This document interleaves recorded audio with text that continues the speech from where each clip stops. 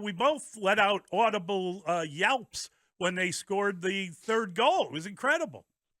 Yeah, I mean, obviously, that's over the course of the years, whether it be basketball with the MJ Bird, Johnson era, the guys carried the Lee Gretzky, Mess, and those guys, and now Connor's that next generation of guys with the McDavid and the Matthews and these stars. So pretty cool. They did that little interview with those two guys, Crosby and Connor, before the game, and the hype. And I think we mentioned it last week. Every team wanted to open up, against the Blackhawks because of Connor Bedard and all the attention, and everybody couldn't wait to see him play that first game. So, and he didn't disappoint, boy. He had quite a few shots. When you're at the game, it's a lot easier to see the little things, but I got to watch it on TV, and he made things simple on himself. He didn't turn pucks over. He got pucks deep, and all those little things that a veteran player would do. He's got a great head on his shoulders, and really great game to watch and see him get that first assist on that first goal. It was the uncommon poise, I think, that stood out. The composure that he has as an 18-year-old, Chelly, that just seems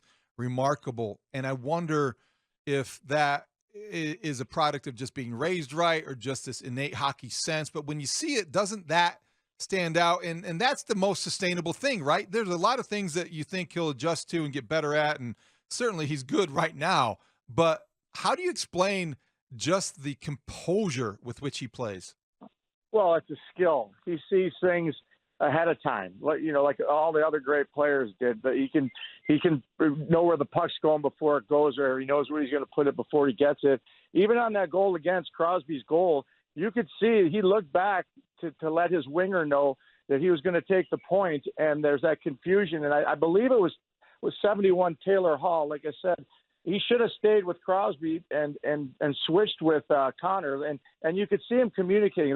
Those are the little things, like you said, about being so mature at a young age and just knowing the game that well. He understands the game as good as anybody I've seen. So, yeah, it is a skill, and he's got it for sure.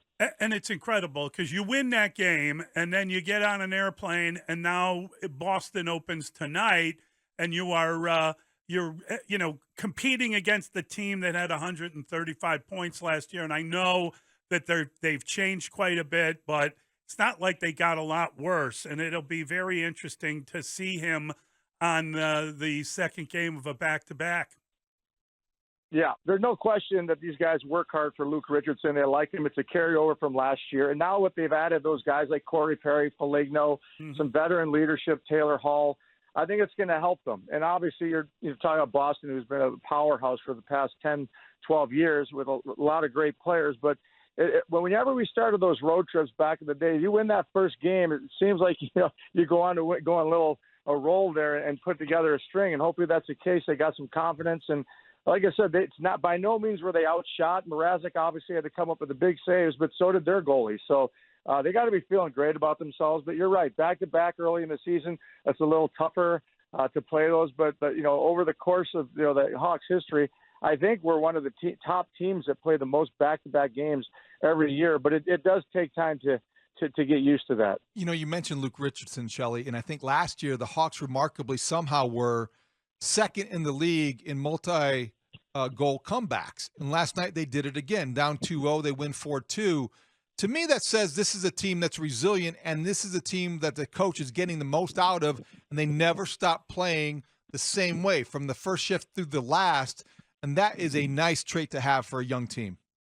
Yeah, and like you said, they're a bunch of young, hungry guys still fighting for positions, still fighting for ice time. And I'll guarantee you, I don't care, Corey Perry and these guys are veterans, but they want to, they want to work their ways in. And he's on the power playing these guys, but they want as much ice time as they can. So they compete, but in a great way, and it's a good thing. And then it's just a young, hungry team. And again, they like Luke. Luke, he has a great relationship with the players. He knows how to treat each guy. You can't treat everybody the same. And I think he's got a good grasp on how to communicate with these guys. One thing I'd like to talk about, last week I was talking about Wyatt Kalynuk, the former Blackhawk, and I had a brain cramp, and I met Wyatt Kaiser, unfortunately, who was signed from Duluth last year at the end of the year. So totally want to apologize to Wyatt Kaiser, who's earned a roster spot, and looks like he's going to be, with the top two guys, shutdown guy. He's a big kid, great skater, and got some offensive skills. So sorry, Wyatt, and great game last night. They were surprisingly good defensively, Chris. And obviously Korchinski got his debut. We thought they'd be a lot weaker in defense, but the goalie stood on his head, but it was better than I expected from the Blackhawks defense. Yeah, I think the difference you're seeing is that because of their size, and you mentioned tenority, and Seth Jones looked pretty physical last night too. He did. Mrazek was coming out. Mrazek's the kind of goalie who will come out and challenge the shooter, and that's when you got to make sure as a defenseman you're clearing out those rebounds and getting position on guys.